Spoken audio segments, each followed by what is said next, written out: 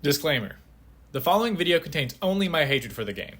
There is much to be loved about the Wrath of Cortex, but after playing it for the first time, I have to rant about how frustrating it can be. You see all these classic Crash bosses? Well, you won't be fighting a single one in the game. Instead, you face Crunch 5 different times using an elemental mask.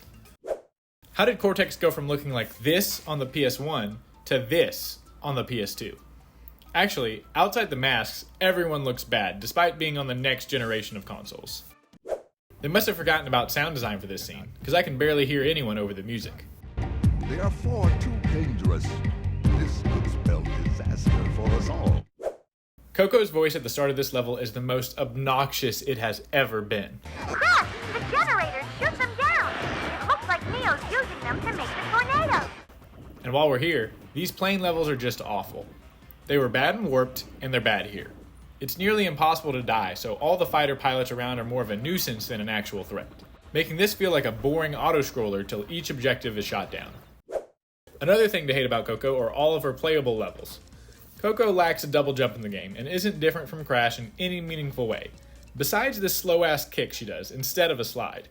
It completely halts all momentum and is completely useless unless you want to stop in the middle of some ice, which I bet was more of a glitch than intentional design by the developers. When you die in a bonus stage, you have to sit there and wait for all your Wumpa and boxes to count down. This can take ridiculously long sometimes. The hitboxes in this game are horrible. I can't count the number of times I died when it looked like I should have been fine. The second boss fight was one of the worst in the game.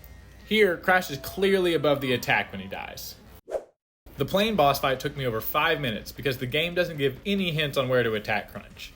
Apparently, you can only hit him on the body part his attack is coming from, which I only learned after beating the whole game. These sneaky shoes are probably the worst ability in any Crash game. They don't add anything to the gameplay, and all you can do is slowly walk across nitro crates. Okay, I take that back. Crash being able to lift his legs on the monkey bars is literally not used once in the game, so that has to take the cake. And while we're on useless abilities, I can't forget to mention the Fruit Bazooka, which is already included in the mech suit, so I don't get why it's a power-up gained after beating Crunch for the 4th time. Without using the mech, the bazooka is only needed for the final level. By the time I was facing Crunch here, I had completely forgotten that I could use it outside of the mech as well. And thank goodness you don't need to use it, because the aiming with this thing is god-awful. There were so many times where I would try to hit something, only for the cursor to fly off screen. This Jeep course is the easiest level to beat casually, but was my least favorite to get every box in.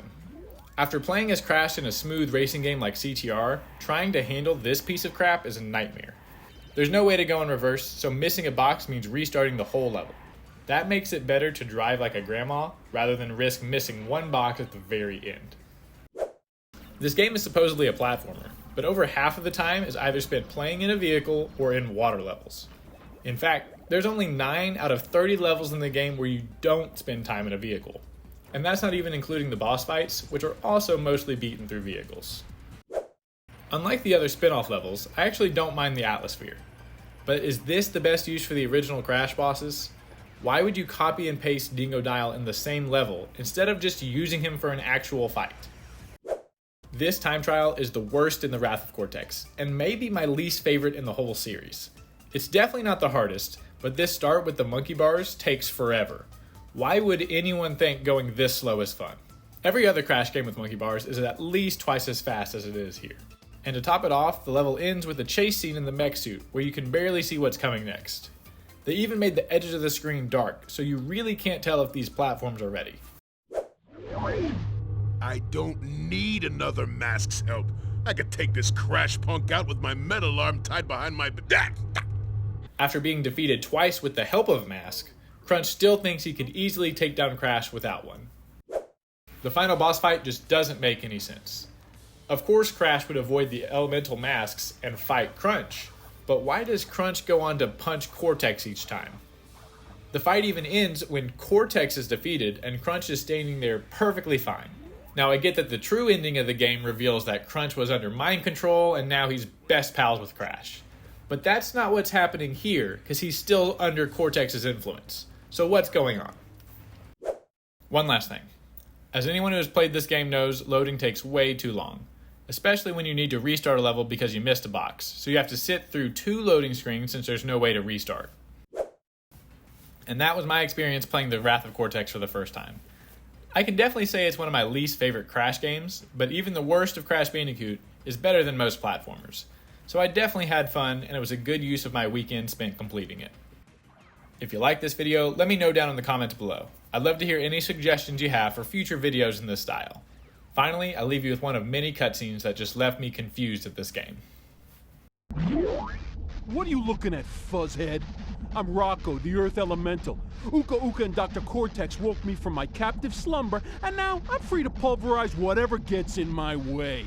Oh, don't even think about collecting those crystals, Runt. Because if you do, I'm gonna bury you alive.